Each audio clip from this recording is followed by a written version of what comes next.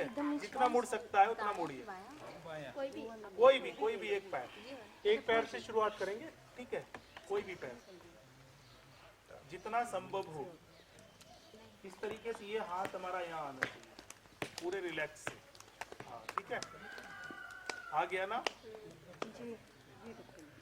इसको नीचे दबा लेना है, नहीं जरूरी नहीं, जरूरत नहीं।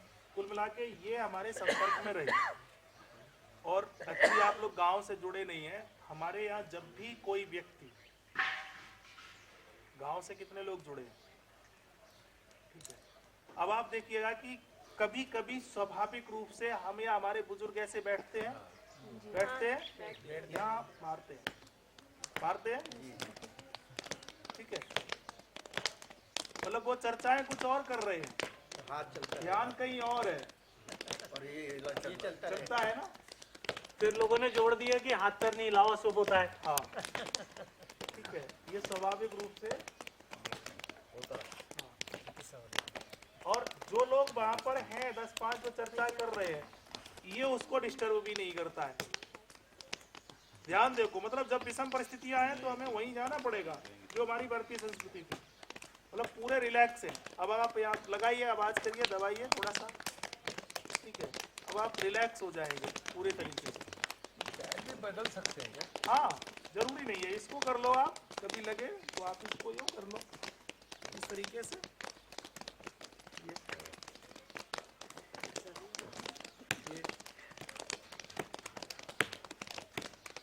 इस तरीके से दोनों पैर, हाँ किसी में भी आप कर लीजिएगा। ये तो गुरु जी स्वाभाविक के ऊपर होता है जी, हमें इसके बारे में जानकारी नहीं थी। जब हम बैठते थे तो अपने आप ही होता था ना, मतलब आप गहन चिंतन में होते होंगे तब होता होगा।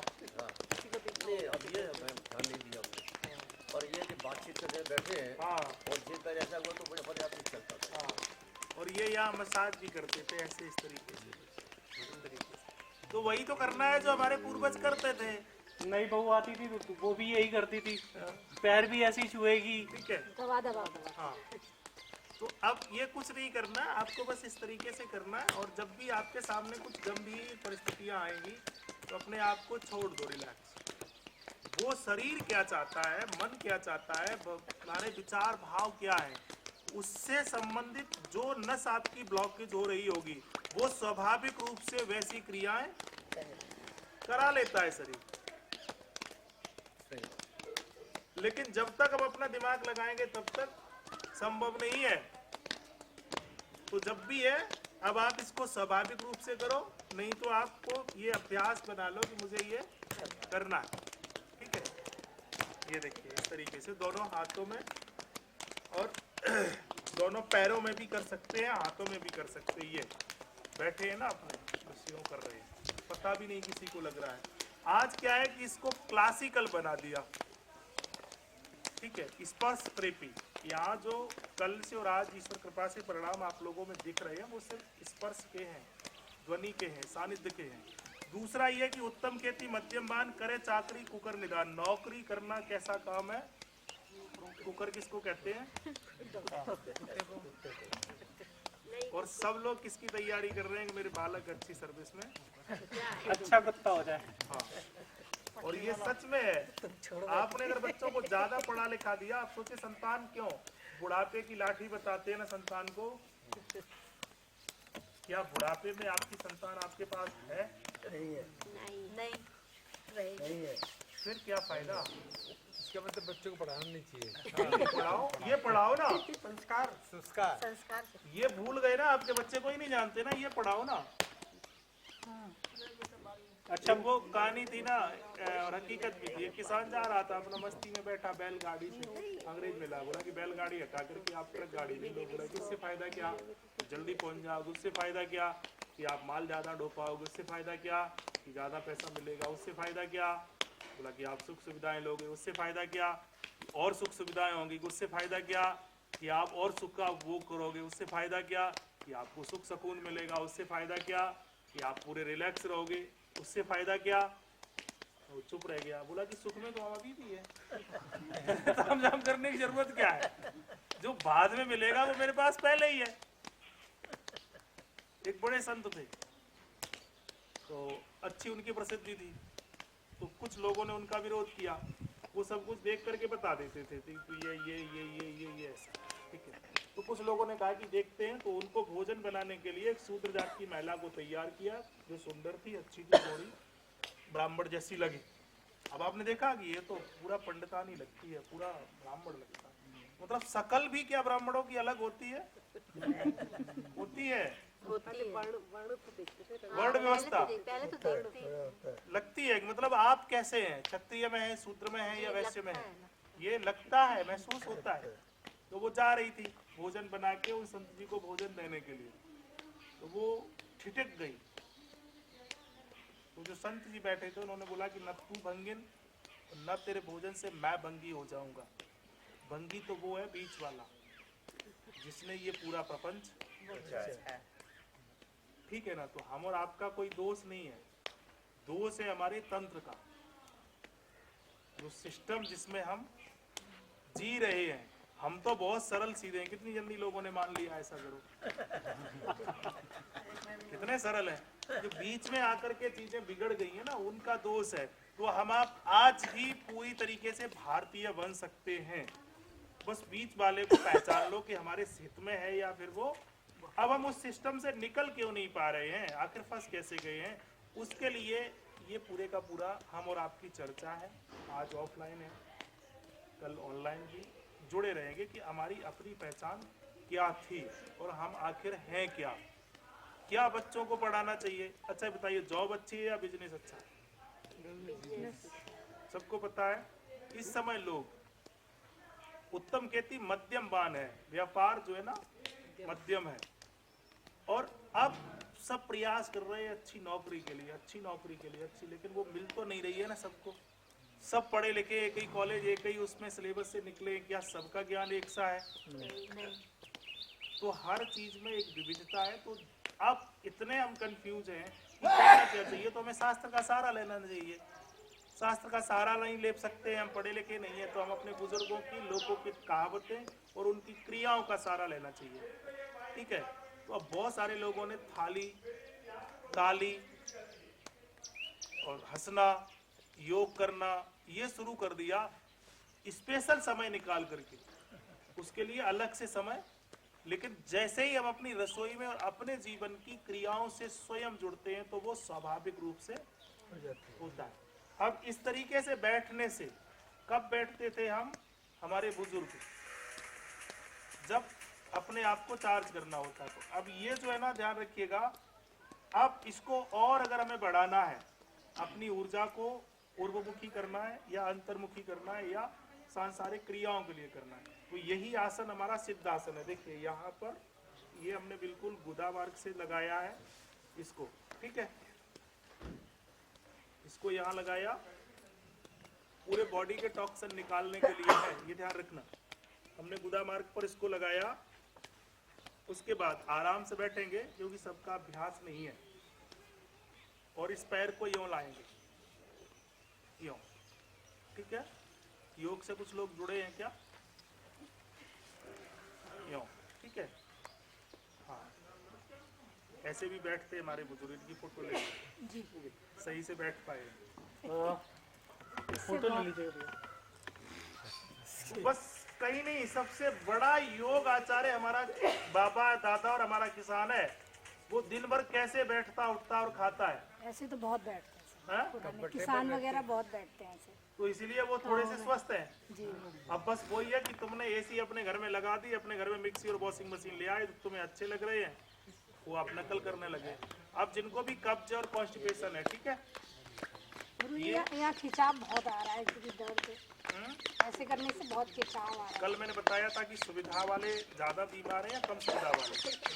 तो मैंने कल कहा था कि मेरा घर तुम ले लो, तुम अपना घर, कोई राजी नहीं हुआ, कोई राजी नहीं हुआ, तो कहीं ना कहीं तो दर्द झेलना पड़ेगा वहाँ। अब ऐसे बैठेंगे, तो जिनको भी कॉन्स्टिपेशन है, नहीं तो सभी बैठेंगे, ठीक है। और कहीं ना कहीं, यानी जहाँ आपका मन करे वहाँ आप उसको करिएगा, ठीक है। अब इसको हम धीरे धीरे प्रयास करेंगे। अब हम देखेंगे, हमारा जो पैर था, मेरा पूरा एनस एरिया जो है ना, वो पैर पर टिक गया, ठीक है, यूं। सहजता से जो बैलेंस बना सकते हैं वो बैलेंस बनाएंगे, ठीक है, सभी नहीं। सहजता से जो बना सकता है वो, आज नहीं तो कल, ठीक है। थोड़ा लूज हो जाए, हाँ, टाइट हो। अब ये ध्यान रखिएगा, अब ये पैर, ये हाथ यहाँ आएगा, ठीक है, यहाँ। ये जो एरिया है हमारी, ये स्पाइन से रिलेटेड है, रीढ़ की हड्डी के बिंदु है इसमें, ठीक है। ये यहाँ पे, ये, ठीक है, ये। इसके बाद फिर इस पैर को या जमीन में टिकाएंगे। अब गंभीर समस्या है, वैसे अगर ये रोज कर रहे हैं तो जरूरत नहीं पड़ेगी, और अब नहीं हो रहा, ये पेट साफ करने के लिए खास करके यूं बैठेंगे, यूं जाइएगा, यूं गर्दन को यहाँ करिएगा, वहां देखना है हमें टॉप में, आकाश में, ठीक है। ये बिल्कुल अपोजिट, जितना संभव है। अब ये रीढ़ की हड्डी को आपका पूरा रिलैक्स कर देगा, एनस गुदा यानी टॉक्सिन को, मल, बड़ी आंत से आपको ये निकालेगा, ठीक है। अब इससे क्या है कि यहाँ ये जोर पड़ेगा, फिर हम इसके आराम से रिलैक्स होके दूसरी पोजीशन पर सेम उस तरीके से हम फिर करेंगे। इसको यहाँ लगाएंगे हम अपने गुदा मार्ग पर, यूं, उसके बाद ये, ठीक है, फिर यहाँ बैठेंगे थोड़ा सा, फिर बस वही प्रक्रिया यहाँ करेंगे, ठीक है। ये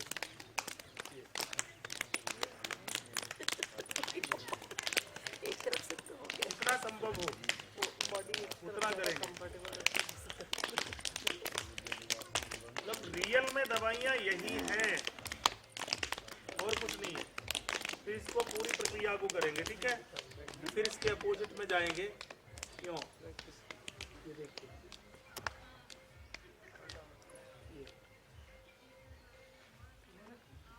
जितना सहन हो उतना आप करिएगा,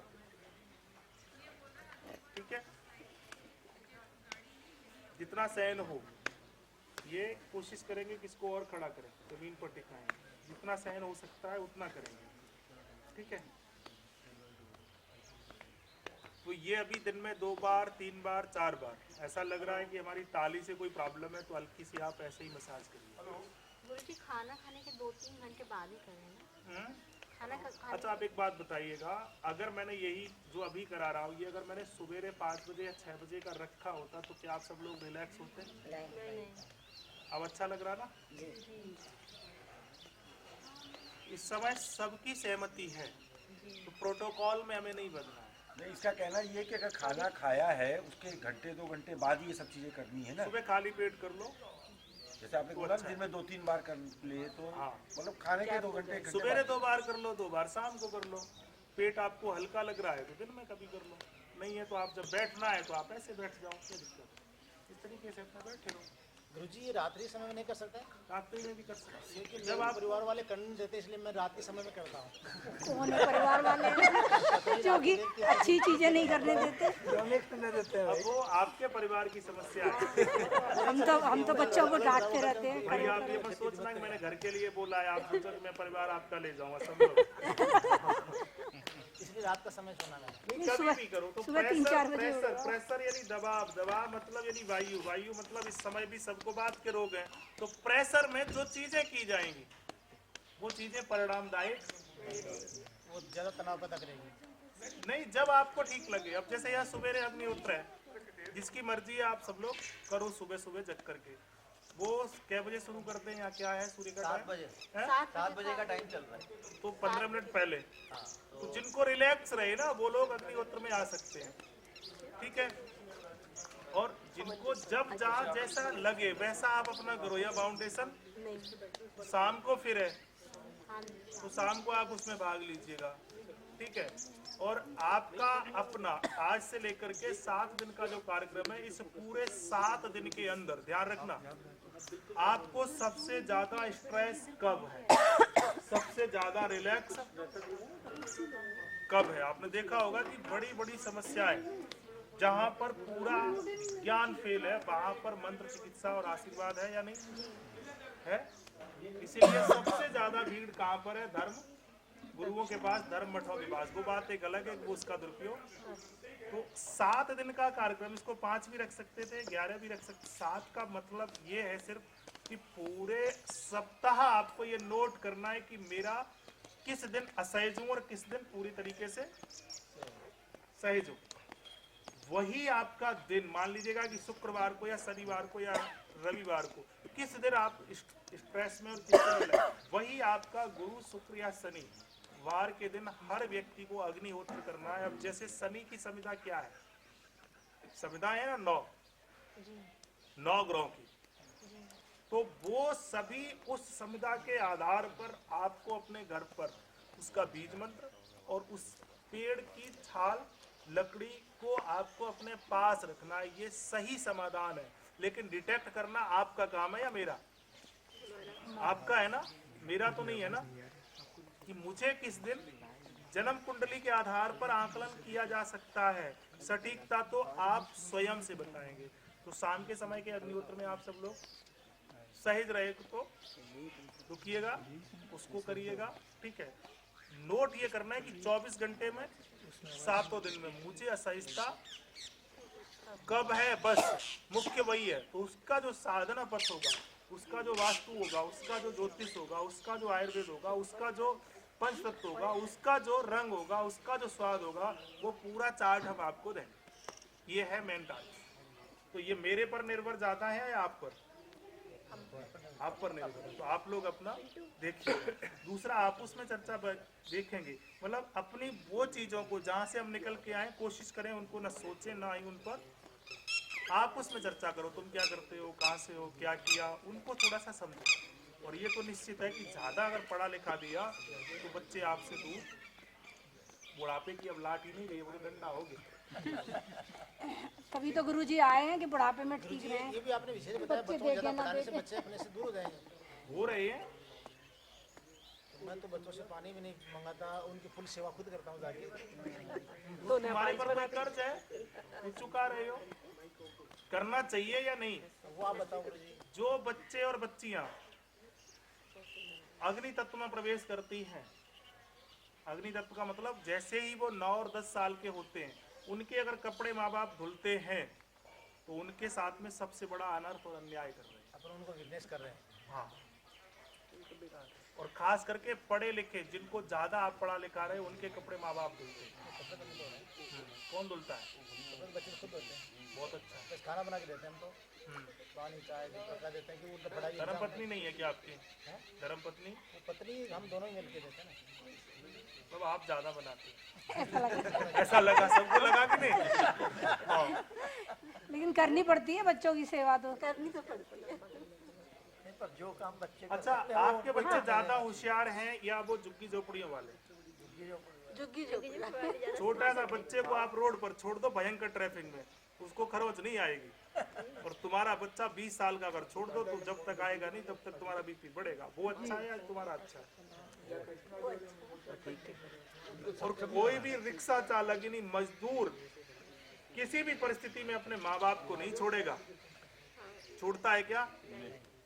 तुम्हारा पढ़ा लिखा संतान तुम्हें एक झटके में, और उसे कोई ग्लानि भी नहीं है, क्योंकि माँ बाप को छोड़ना अपराध नहीं है। किस उस पश्चिमी सभ्यता में, यहाँ तो अपराध है। तो हम लोग भी उनको ऐसा बनाते हैं पढ़ा लिखा। हाँ कि अपनी लाइफ अपने तरीके से जियो। कर्मों का फल है। गुरुजी ये तो आपने सही बताया। मैंने भी एक्सपेरिमेंट किया मेरे बच्चों के, जिसमें गांव से हूँ, हम ऐसे खेतों में हैं। तो बच्चों को मैंने आज तक कोई ट्यूशन तक नहीं किया। अभी जरूर IIT नीट के तरीके कोचिंग किया, लेकिन उसकी तुलना में वहाँ पढ़ाई अच्छी होती है। और बचपन से आज तक अपने स्कूल में टॉपर रहे मेरे बच्चे। कोई टीचर की हेल्प नहीं, कुछ नहीं, बस मैं कुछ गाइड करता रहता हूँ थोड़ा। ये चीजें क्या सच में ये पढ़ने के लिए पढ़ना चाहिए क्या? ये बहुत छोटी चीज है जो हमारे व्यवहार में थी, उसके लिए हमें अलग से समय निकाल के जाना पड़ा। मैं आपको क्या सिखा रहा हूँ? ये क्योंकि यही हमारा मूल था, यही मुख्य था। तो आप कैसे हैं उस पर निर्भर है आपके आसपास का माहौल।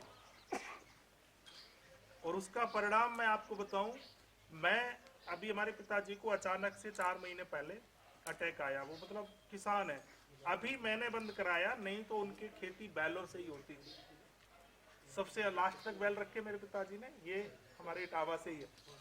और आज भी उनके पास सभी पूरे एरिया के अंदर मैं बात करता हूँ, और पूरे एरिया के अंदर मैं ये कॉन्फिडेंस के साथ कह सकता हूँ, पूरी एरिया का मतलब 100-200 किलोमीटर के अंदर सिर्फ मेरा बाप है जिसके पास 1 रुपया कर्ज है। ऐसा ही है पूरी एरिया के अंदर। जीवन में उन्होंने कभी कर्ज लिया ही नहीं। मैंने तो बहुत ले लिया। वो सारे गुणधर्म मेरे बड़े भाई में है। वो रूखी रोटी खा लेंगे लेकिन खर्च नहीं करेंगे।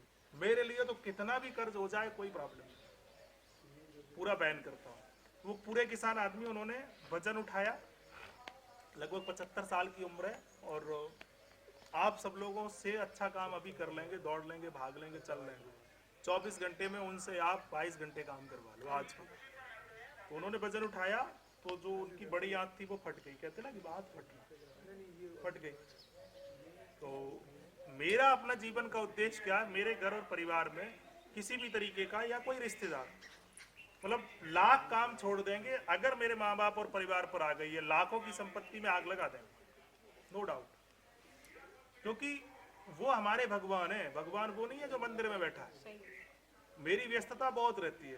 तो उन्होंने उठाया तो वो उनकी आंत फट गई। मैं बाहर था, गए, उनका चेकअप वगैरह जो भी हुआ तो उन्होंने बता दिया कि इनको तो लीवर फेल हो गया।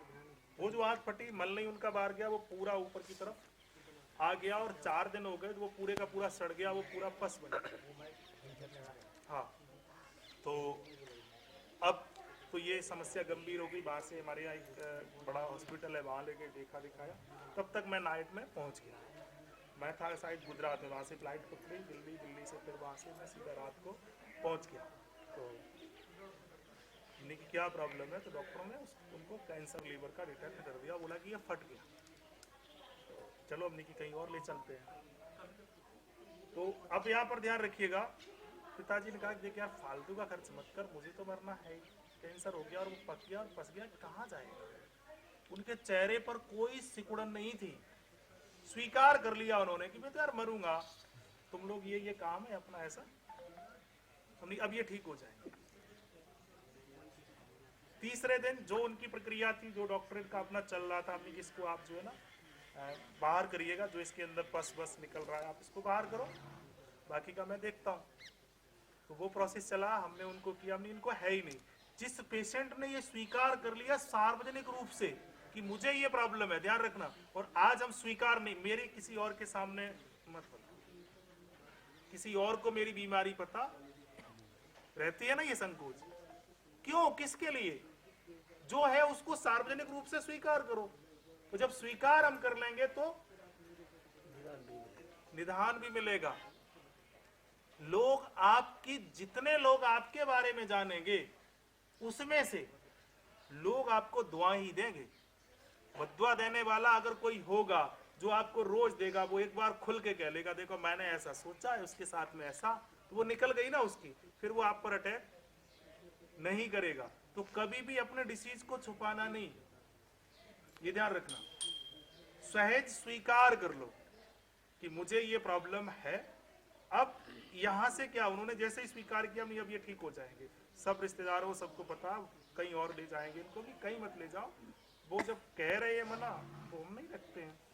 तीसरे दिन उनकी जो टीएलसी लगभग 65,000 थी, टीएलसी समझते होंगे ना, जो इन्फेक्शन होता है बॉडी का, वो 11 से 12,000 होना चाहिए, लास्ट है 4 से 11, वो 65-70 तक गया।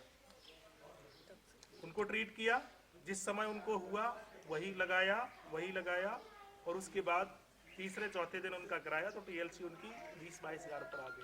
यानी हफ्ते भर के अंदर वो वहां से रिलैक्स हुए। जहां पर लीवर कैंसर डिटेक्ट किया गया था वो सारी रिपोर्टें नॉर्मल हो गई। अब मैंने उनको नहीं ठीक किया, किसी और चीज ने उनको ठीक नहीं किया। किसने ठीक किया? उनके माइंड ने, उन्होंने अपने आप को स्वीकार कर लिया, देरी हो गया, बस अब मरना ही है और मरने को तैयार हो जाओ, तो कोई बीमारी आपका सामना करेगी नहीं। मर ना जाए हम, कुछ ऐसा बताओ, मेरे पास पैसा है ले लो, अबे मरना तो यही 4 दिन आगे और या पीछे।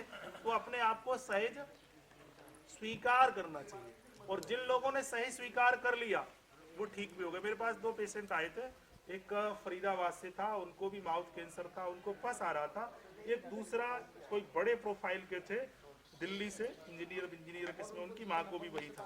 एक ही दिन संयोग से कुटिया पर आई। जो महिला आई उसने बोला कि देखो वैद्य जी हमें है कैंसर और जीव को कैंसर है और हम तो जाएंगे, थोड़ा सा दर्द वर्द ठीक हो जाए तो आपकी बहुत बड़ी कृपा होगी, हम प्रयास करते हैं। उसका 24 घंटे के अंदर, कल जब वो आई उसका पस भी नहीं था, जख्म भी नहीं था, छाला भी नहीं था। वो इंजीनियर साहब की जो माँ आई थी वो अब जा चुकी है, तीसरे महीने ले। अरे इनसे सब कुछ नहीं, हम कीमो कराते हैं। और बोला माँ को मत बताना, कि इनको माँ को मत बताना इनको क्या है, पता तो लग ही जाता है, यानी कुछ नहीं बता रहे हैं तो मतलब। तो वो जो उनकी मानसिकता थी कि बार बार हमें बड़े बड़े हॉस्पिटलों में ले जा रहा, जिसका मतलब कुछ ना कुछ बता क्यों नहीं रहा, बता क्यों नहीं रहा, बता क्यों नहीं रहा। और कहने से दुख हल्के होते हैं, बता क्यों नहीं रहा, बता क्यों नहीं रहा। वो तो जा चुकी 3-4 महीने के अंदर, और वो जो महिला है वो आज भी अपना काम कर रही है और स्वस्थ है, क्योंकि उसने स्वीकार कर लिया। तो जो चीजें हैं हमें सहजता से, और जब चारों तरफ से हम निराश होते हैं तो दवा नहीं काम आती है, क्या काम आता है, दुआ काम आती है। तो दुआ लेनी है तो अपनी कमियों को, निंदक नियरे राखिए आंगन कुटी छवाए। तो हमारे अंदर जो दुर्गुण हैं उनको अगर आप समाज के सामने रखोगे तो उसमें जरूर सुधार होगा। हमारे पास जितने भी पब्लिक है उसमें से 50% पूरा मतलब ऐसा लग रहा है कि मैं उनका बाप हूँ, भाई हूँ, जो भी है, इतना सम्मान है। 50% लोग भग जाते हैं कि ये ना तो टाइम से नहाता है, ना टाइम से खाता है, कुछ करता है नहीं। ये काहे का पंडित ब्राह्मण चोटी रखा है ये गुरु जी, तो वो भग भी जाते हैं श्रद्धाएं। लेकिन मैं अपने लिए जीऊं या आपके लिए जीऊं? आप कौन है हमारे?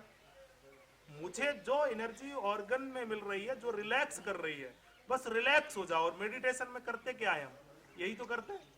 बस आप पैसे दे करके आप मेडिटेशन करते हो या तो रिलैक्स रहो, जब जो करना है वो करो। और ये निश्चित है कि जिस दिन आपका शरीर गया, ध्यान रखना, उस दिन आपका कोई नहीं है, पैसा भी काम नहीं आता है। एक बार गया था मैं वैष्णो देवी पहाड़ों पर, मेरे पास पैसा भी खूब था। मैं लोगों से कह रहा था भाई ये पैसा ले लो, हमें ऊपर पहुंचा दो, काम नहीं आए। आते हैं क्या? अगर शरीर में ताकत होती, अच्छा खाया पिया होता ना तो काम क्या आएगा?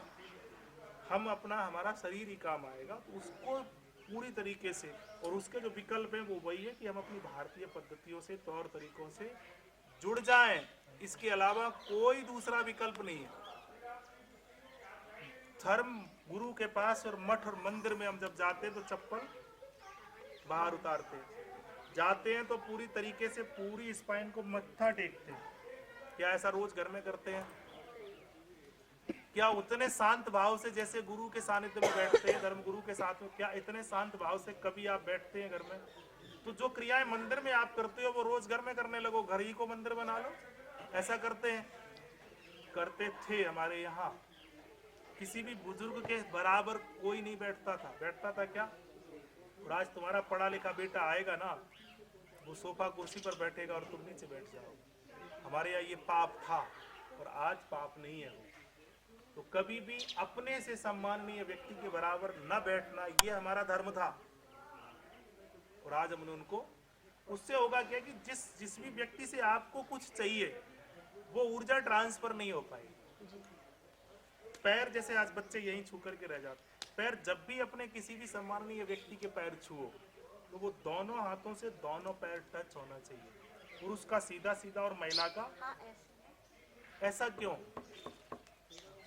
महिला के लिए लेफ्ट बताया गया है ना, और पुरुष के लिए राइट बताया गया। तो वो जिसके चरण स्पर्श कर रही है वो महिला है या पुरुष है? जब भी वो किसी पुरुष के, यानी पुल्लिंग जो होता है, उसके चरण स्पर्श करे तो इस तरीके से आए, ठीक है। और जब वो किसी स्त्रीलिंग का, जैसे किसी देवी का चरण स्पर्श कर रही है, किसी महिला का कर रही है, तो सीधा ही रहे। अगर किसी पुरुष के कर रही है तो ठीक है। तो अब ये कुछ कुछ नियम थे, आज पैर छूते ही नहीं है। दूसरा पैर छूने के लिए जो हमारी माताएं आज गांव में छूती हैं, वो अपने धोती का पल्ला पकड़ती है ना, गुरुजी ऐसे करते हैं। हाँ ऐसे करते हैं। तो ये धोती का पल्ला ही क्यों? क्योंकि ये वायु है। वायु मतलब चंचलता है। आप हमें आशीर्वाद दो कि हमारा कहीं एक्सीडेंट ना हो, लड़ाई झगड़ा ना करें, धोती से पल्लू से पैर छूने वाली माँ बहन बेटी को गुस्सा नहीं आती है। वो पूरे परिवार का खूंटा बन जाती है, सहनशीलता उसकी बढ़ती है, क्योंकि वायु उसकी विकृत। तो ये हमारे यहाँ परंपरा थी। और जो भी पुरुष भी अगर किसी भी धर्म गुरु के साथ में पैर छूते थे तो वो अपनी सिर की टोपी और गमछा जो होता था ना वो रखते थे ना। हमारे यहाँ ये परंपरा है। कोई भी बुजुर्ग के पैर, किसी सम्माननीय व्यक्ति के पैर, उसने तो अपने सिर की साफी रख दी, तेरे चरणों में अब बचा क्या, कहते हैं ना ऐसा। पगड़ी जब तेरे चरणों में रख दी तो उसकी मुकुट इसका रखते थे गुरुजी, पहले मुकुट और ये रुमाल जैसा होता है। हाँ हाँ, तो वो रख देते थे। तो वो मुकुट ही क्यों, कपड़ा ही क्यों रखते हैं, दूसरे को देते हैं? क्योंकि सबसे ज्यादा प्रबल दोष जो है वो किसका है? वायु का। हम जीते हैं किसके लिए? बच्चों के लिए। और बच्चे क्या है? वायु तत्व में। मतलब ऐसा आशीर्वाद दो कि मेरा वायु तत्व ठीक रहे, यानी हमारे बच्चे। और जब हम पूरी तरीके से हारते हैं, कहीं कुछ भी नहीं बचता है, तो अपने सिर की पगड़ी उतारते, तो हम अपना। तो ये जो परंपराएं हैं ना, ये बहुत बड़ा विज्ञान है, उनकी तरफ हमें आज दुर्भाग्य है कि हमारे यहाँ से दुपट्टा चला गया, साथी चली गई, था ही नहीं है किसी को। अगर हम अपना क्या करें? तो ये जो परंपराएं हैं ना वो है। अब थोड़ी सी विकृति है तो उसकी तरफ हमें देखना है। और अभी जो मुख्यता ये है कि आप 7 दिन तक अपने आप को ऑब्जर्व करेंगे, उसका बीज मंत्र, उसकी पूजा और उसका जो भी प्रक्रिया है वो हम आपको सबको बताएं। मुख्यतः आपके ऊपर निर्भर है। अभी ये जो तेल है ये घिया का ही ऑयल है और ये बॉडी के अंदर किसी भी तरीके के ब्लॉकेज को खत्म करने की ये सामर्थ्य मैं नहीं, भारतीय हमारी परंपरा और पद्धति है। ठीक है, अब इसके अंदर भी मैं बात करूंगा कि इसकी कीमत और कॉस्ट क्या है। ठीक है, तो इसको आप उसी तरीके से बैठेंगे और देखिएगा, फिर बैठिएगा, ये हल्का सा यहाँ लगाएंगे। ठीक है,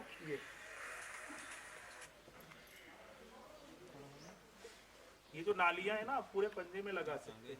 और देखिएगा कि ये तेल लगाने के बाद क्या हमारे पैर में ऐसा लग रहा है कि तेल लगा है? नहीं लग रहा क्या? नहीं चिकनाई तो चली गई, है? चिकनाई नहीं है।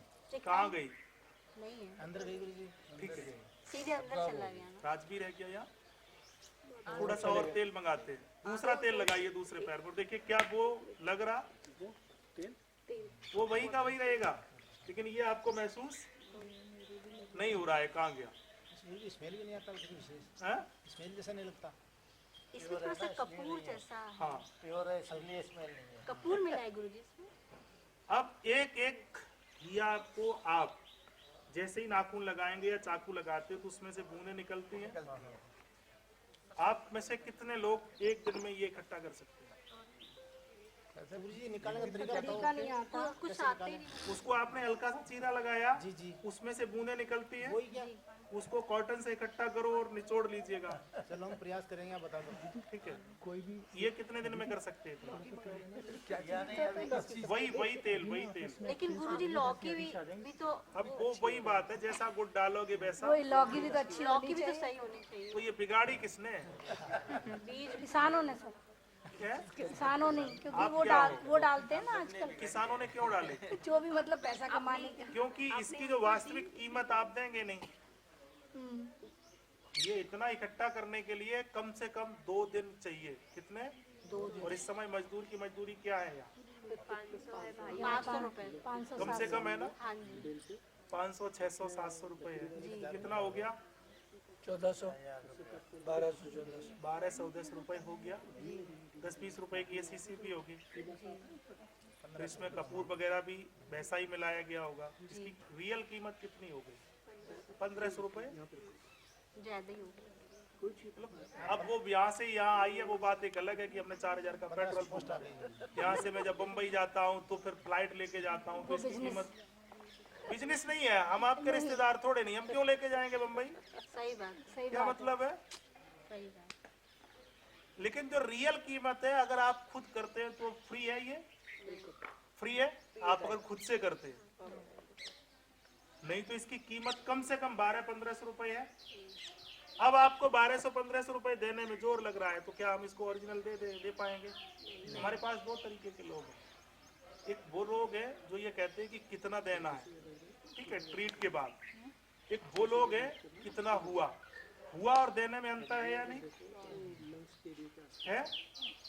तो ये जो रियल में है वो उनको हम देते हैं जो ये कहते हैं कि कितना देना है गुरु जी, उनको नहीं देते कि कितना हुआ। देना चाहिए क्योंकि कितना हुआ वो कुछ अलग कैलकुलेशन में जाता है, और मैं इसको पूरी तरीके से आपको बता रहा हूँ कि ये वो है। और वो क्यों है कि जब हम अंतिम अवस्था में होते हैं तो किसका जूस पीते हैं, वो दिमाग में हमारा चल गया कि आखिर लौकी में क्या है, लौकी में क्या है, लौकी में क्या है, चल रहा था।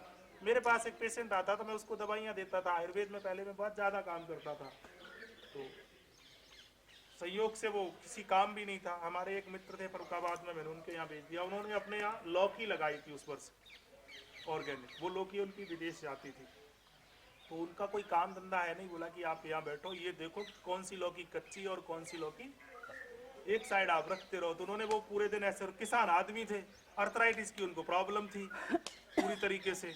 अब वो लौकी जब पूरे दिन पकड़ते थे तो वो स्वाभाविक रूप से हाथ गीले और नाखून से ही करते थे। तो बस जब हुआ तो उन्होंने ऐसे ऐसे करके और यूं लगाया, चल भैया। वो 8 दिन के अंदर खड़े हो गए, मेरे पास आए बड़े खुश, मतलब पैरों में मत्ता रख दिया। बोला कि गुरुजी अब की बार जो दवाई दी है बस भाई दे दो, हम तो ठीक है। अब मैंने क्या दिया वो तो मुझे पता है ना, मैं वही दे रहा था जो उनको। मैंने सारे काम अपने बंद किए, मैंने गाड़ी उठाई, भाग गया। 4 दिन में रहा मेरे पकड़ में एंगल कि आखिर ये कहाँ से ठीक हुए, फिर लौट आया। वो दिमाग में चलता रहा। उसके बाद फिर मैं महीने 2 महीने के बाद फिर गया, उनकी एक एक क्रिया और एंगल को देखा, तो वो अंत में निकल के आई ये लौकी। कंफ्यूज था, फिर मैंने वही निकलवाया, लोगों पर किया तो काम हमने किया है। उनको नहीं बताया, लेकिन मैंने कहा कि यही आप प्रक्रिया करिएगा, ठीक है। दूसरा ये है, इसमें और कोई तेल नहीं मिलाया हुआ है? और कोई बेस तेल? देखिए अभी तो इसमें कुछ नहीं मिलाया गया, कैंपर ही खुशबू आ रही है। उसमें कैंपर पड़ा हुआ है, थोड़ा सा डालते हैं क्योंकि वो उड़ जाता है। तो उड़ेगा तो पहले क्या उड़ेगा, कपूर या तेल? कपूर उड़ेगा, उसका नंबर बाद में आएगा, ठीक है। अब देखिए अभी लग रहा है आपके पैरों में ये, अब तो अब ये अब करने वाला भी कितना श्रद्धालु है। मेरा टारगेट तो वो नहीं है, आपसे तो मुझे जो लेना था वो मैंने ले लिया, ठीक है ना। अब आपको अगर खुद से करना है, इसका प्रभाव अगर मैं निकाल के आपको दूंगा तो 50%, अगर इसके 100% परिणाम चाहिए तो आप खुद से निकाल करके इसको संग्रह करो, तो कितने प्रतिशत आएंगे आपको? 100%। तो अब आप देख लो कि 50% लेना है या गुरुजी हमारे वाले में 100 कैसे है, वो तो नकली घी आएगा ना, किसमें? वो तो इलेक्ट्रॉनिक घी आया ना, ये तो ओरिजिनल। मेरी भाव तो नहीं है ना, मेरे भाव तो ये कि वो हमें मजदूरी देगा ना, हम उस भाव से करेंगे। तुम्हारे भाव क्या है कि हमें ठीक करेगा, तो तुम्हारे और मेरे भाव एक ही होंगे क्या? नहीं होंगे ना।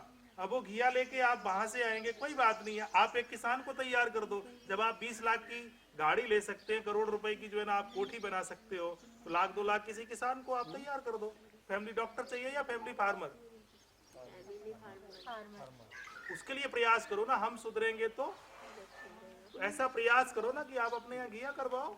वैसे तो नेचुरली गुरुजी वो अपने घर में लौकी लगाने की तो जगह है मेरे पास, तो लौकी लगा के लगा सकते हैं, लगा के फिर उसका निकाल ले। उसको निकाल लो, नहीं तो कहीं से आपको लौकी सही से मिल रही हो तो वो आप निकाल लो। एक बार हम लोग लगाए थे घर देखिए में लौकी। अपने काम जितने, मेरे पास सारा सब कुछ है सेटअप, कोई प्रॉब्लम नहीं है, लेकिन जो सच्चाई है मैं स्वीकार कर रहा हूँ कि मेरे से मंगाओगे तो हर चीज के औषधीय गुण आपको 50-60% ही, क्योंकि हम खुद नहीं करेंगे, हम भी किसी उसके भाव क्या है पैसे के, तुम्हारे भाव क्या है? माँ के हाथ के भोजन का स्वाद कुछ होता है ना। तो अब तुम देख लो कि तुम्हें कैसा चाहिए, पर यही है कि वो, अब मैं जो कहता हूँ कि जो बीमार कौन है आजकल, वही बीमार है जो 1 नंबर का हरामी, नक्कारा और निकम्मा है, क्योंकि कुछ करना ही नहीं चाहते। मसाला गुरुजी तुम ही भेज देना, तेल गुरुजी तुम ही भेज देना, ये तुम ही भेज देना, तो हम भी अपने घर से निकालेंगे और अपना काम स्वयं करो, ठीक है। तो कुछ हम आपकी मदद करते रहेंगे समय समय पर, लेकिन प्रयास करो कि हम अब जो जिंदगी का शेष रह गया, बच्चों के लिए, घर के लिए, परिवार के लिए आपने बहुत कुछ कर लिया, क्या अपने लिए कुछ किया? नहीं। तो अब करना चाहिए ना अपने लिए। तो जिनको लगे कि अब मैं बच्चों से फ्री हूँ तो अपने लिए करना शुरू कर दीजिएगा, ठीक है। तो ये कुछ है, तो इसको अभी करना क्या है, समय हो रहा है भोजन का, उधर देखें गौरव भाई भोजन है, तो ये तत्व कितने हैं? 5। यहाँ उंगलियों के बीच में भी हमारी नालियां। अब आप देखो कि कौन सी नाली में हमें ज्यादा दर्द है, इस तरीके से दबा के, ठीक है। ये यहाँ से यहाँ तक देखेंगे, अभी यही काम करना है। और जहाँ आपको ज्यादा दर्द लगे गुरुजी, वहीं उंगलियों के आपको ऊपर या उंगलियों के बीच? उंगलियों के बीच में जो नाली है ये उसमें प्रेस करना है, ठीक है। और ऐसे ही हाथ में करना है, यूं रखेंगे, यूं यूं, ये, ठीक है, नालियों के बीच में। गुरु जी नालियाँ तो 4 ही पड़ेंगी, 1 2 3 4, उसमें पूरी 5 है। 1 2 3 4। अभी जितना कहा उतना तो मानो, अगर मैंने वो कहा है तो वो भी हम आपको बता देंगे। वो एक हमने छुपा रखी है ना, बिल्ली जैसे दांत, ठीक है। तो अभी इस तरीके से अभी ये करिएगा, उसके बाद गुरुजी झाड़ू पैती और सिखा दीजिए ना हाँ कि बता झाड़ू से भी कैसे ठीक होते हैं। मतलब देखिए क्या है कि जो हमारे अपने आप सर्किल है, हम जब तक लोगों से अलग नहीं चलेंगे, जब तक हम पद्धतियों से अलग नहीं चलेंगे, जब तक हम क्रियाओं से अलग नहीं चलेंगे, तब तक हमें कुछ विशेष लाभ। मतलब रोगी कैसे ठीक होता है? एक हमारे पास आ रहे थे, मतलब काफी थे, उनके पास अंदर